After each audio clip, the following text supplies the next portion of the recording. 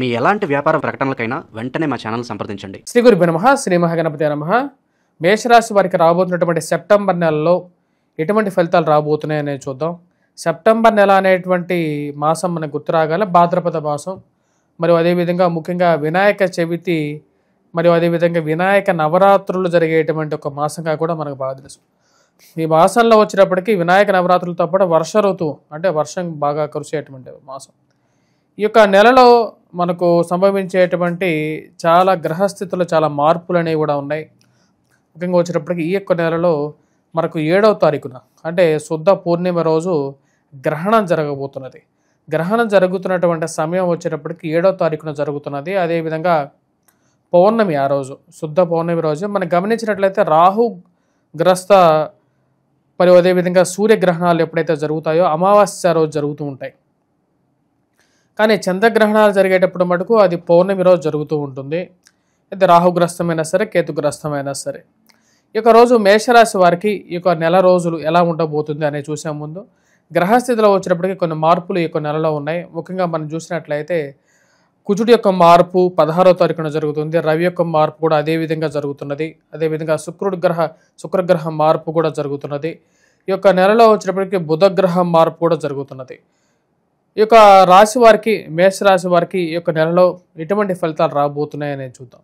మేషరాశి వారికి ఈ యొక్క నెలలో వచ్చినప్పటికీ ఉద్యోగపరంగా, వ్యాపారపరంగా సానుకూలమైనటువంటి ఫలితాలను గోచరిస్తూ ఉన్నాయి. వృత్తిపరంగా, వ్యాపారపరంగా బాగుంటుంది. మొదటి 15 రోజుల కాలంలోనూ అనుకూలంగానే ఉంటుంది. కుజుడు యోగకారకమైనటువంటి స్థానాల్లో షష్టమంలో 16వ తారీఖు వరకు సంచరిస్తున్నాడు.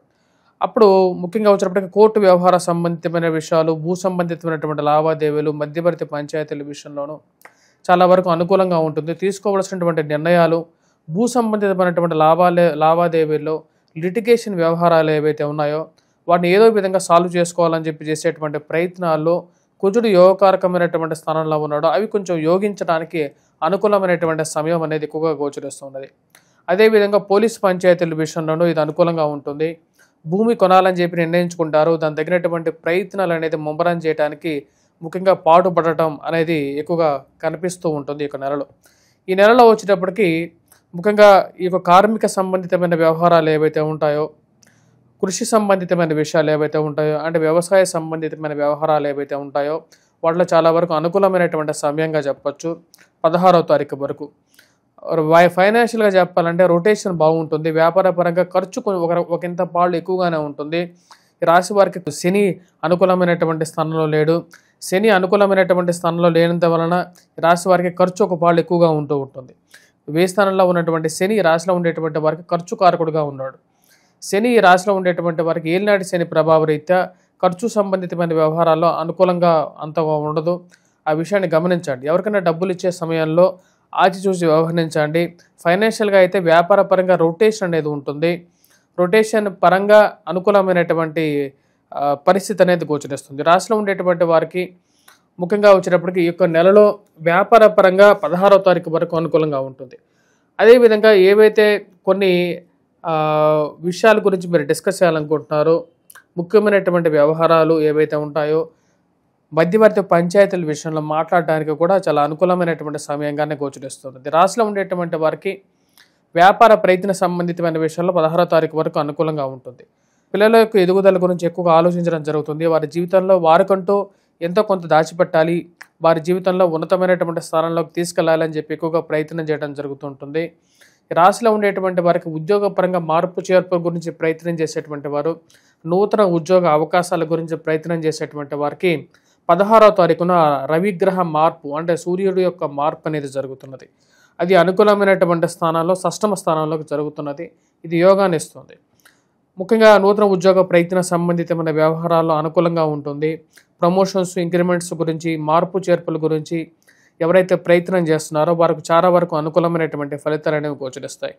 ఈ రాశిలో ఉండేటువంటి వారు ముఖ్యంగా గమనించాల్సినది ఏమిటి అంటే వివాహ ప్రయత్న సంబంధితమైన వ్యవహారాల్లో 16వ తారీఖు నుంచి చిన్న చిన్న వ్యవహార విషయాల్లో జాగ్రత్తలు అనేవి తీసుకోవాలి.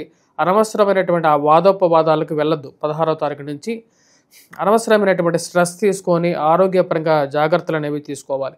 వయోవృద్ధులు ముఖ్యంగా ఆరోగ్యపరంగా జాగ్రత్తలు అనేవి తీసుకోవాలి. కాళ్ళకి, కీళ్ళకి, మోకాళ్ళకి నిప్పుల విషయాల్లోనూ జాగ్రత్తలు అనేవి తీసుకోవాలి. జుట్టు రాలిపోకుండా దానికి తగినటువంటి పరిహారాలు అనేవి చేసుకోవాలి. శని ఈ రాశిలో ఉండేటువంటి వారికి ఏలినాటి శని అనేది కూడా స్టార్ట్ అయింది.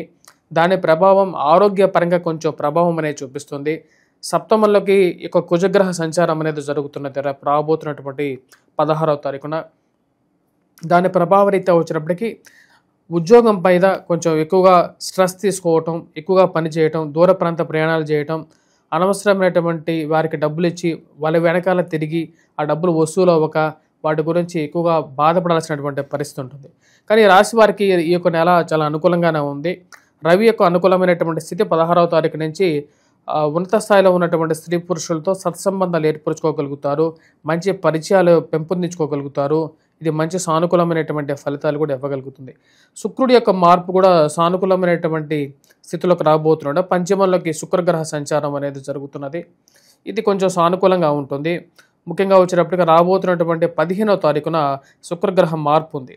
అది పంచమంలోకి మారుతున్నప్పుడు ముఖ్యంగా వచ్చేటప్పటికి పిల్లల యొక్క ఎదుగుదలలో ఆశించిన దానికన్నా కూడా కొంచెం అనుకూలంగా ఉండటం, వ్యాపారం పరంగా కొంచెం సానుకూలమైనటువంటి స్థితి గోచరిస్తూ ఉన్నది. ముఖ్యంగా వస్త్ర వ్యాపార సంబంధితమైన వ్యవహారాలు చేసేటువంటి వారికి, సుగంధ ద్రవ్యాలు విక్రయించేటువంటి వారికి, బట్టల సంబంధితమైన వ్యాపారాలు చేసేటువంటి వారికి కూడా అనుకూలమైనటువంటి ఫలితాలుగా గోచరిస్తున్నాయి. అదే సినిమా రంగంలో ఉండేటువంటి వారికి కూడా అనుకూలంగా ఉంటుంది. డిస్ట్రిబ్యూటర్లకి మరియు అదేవిధంగా వచ్చేటప్పటికి వ్యాపార పరంగా ఎవరైతే ఈ యొక్క మ్యాన్ పవర్ సప్లై చేస్తుంటారో వారికి కూడా వచ్చేటప్పటికి రాబోతున్నటువంటి కొన్ని రోజులు అండ్ ముఖ్యంగా ఈ రాబోతున్నటువంటి 15వ తారీఖు నుంచి అనుకూలంగా ఉంటుంది. ఈ రాశిలో ఉండేటువంటి వారికి ఈ యొక్క ముఖ్యంగా వచ్చేటప్పటికి చంద్రగ్రహణం ప్రభావం ఎలా ఉంటుంది అనేది మనం చూద్దాం. చంద్రగ్రహణం ప్రభావం 17వ తారీఖున లాభస్థానంలో జరుగుతున్నది. ఆ యొక్క ప్రభావం వచ్చేటప్పటికి రాశిలో ఉండేటువంటి వారికి లాభస్థానంలో జరుగుతున్నటువంటి యొక్క పాపగ్రహ కూటమిగా దీన్ని పరిగణించవచ్చు. రాహువు చంద్రుడితో కలవబోతున్నాడు. ఇది లాభస్థానంలో జరుగుతున్నది. ఇది అంత పూర్తి వ్యతిరేకమైనటువంటి ఫలితం అయితే కాదు. ఈ రాశిలో ఉండేటువంటి వారికి దాని గురించి అంతగా భయపడాల్సినటువంటి అవసరం అయితే లేదు.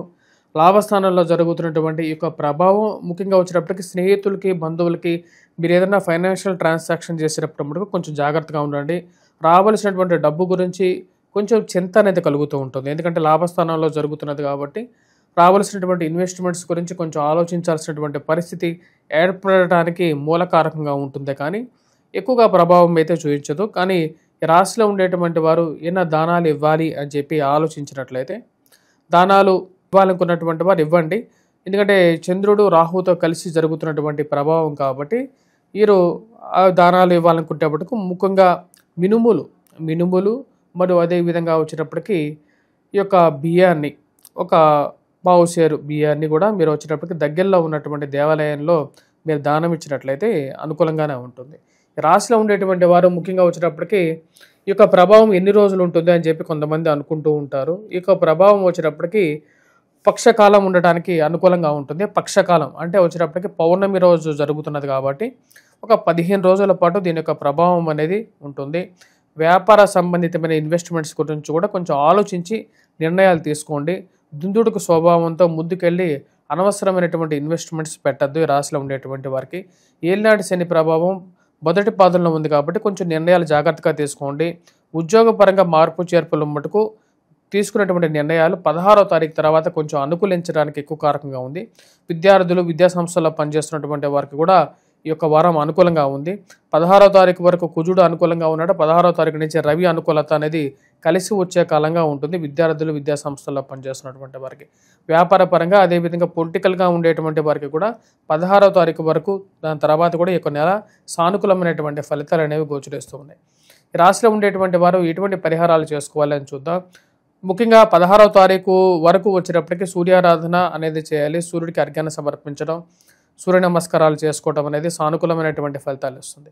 కానీ 16వ తారీఖు నుంచి కుజుడు అంత సానుకూలమైనటువంటి స్థితిలో లేడు. దాని యొక్క ప్రభావం ఈ రాశిలో ఉండేటువంటి వారికి స్ట్రెస్ అనేది ఎక్కువగా కలుగుతుంటుంది. ఆల్రెడీ ఏలినాటి శని ప్రభావం స్టార్ట్ అయింది. దాంతోపాటు సప్తమంలోకి కుజగ్రహ సంచారం జరగడం అనేది ఈ రాశిలో ఉండేటువంటి వారికి ఉద్యోగపరంగాను, రక్త సంబంధితమైన విషయాలు ఆల్రెడీ బాధపడుతున్నటువంటి వారికి, వయోవృద్ధులకి మజిల్ స్ప్రాన్స్ అవ్వటం ఇలాంటి కొన్ని విషయాలు జరుగుతూ ఉంటాయి. కాబట్టి ఈ రాశిలో ఉండేటువంటి వారు హనుమాన్ చాలీసా పఠించండి. హనుమాన్ దేవాలయ దర్శనం చేసుకోండి. అదేవిధంగా వచ్చినప్పటికీ హనుమంతుడికి సింధూరాన్ని సమర్పించండి. ఎందుకంటే ఈ రాశిలో ఉండేటువంటి వారికి ఇక్కడ కుజుడు అంత సానుకూలంగా లేడు కాబట్టి నెల రోజులు అంటే రాబోతున్నటువంటి నెల మొత్తం దీని యొక్క ప్రభావం అనేది ఉంటుంది. కాబట్టి సింధూరాన్ని హనుమాన్ దేవాలయ దర్శనం చేసుకున్న తర్వాత ఆ యొక్క మంగళవారం కానీ శనివారం కానీ స్వామివారికి సమర్పించి ప్రతిరోజు సింధూరాన్ని పెట్టుకోండి. ఇది కొంచెం సానుకూలమైనటువంటి ఫలితాలు ఇవ్వగలుగుతుంది. స్వస్తి.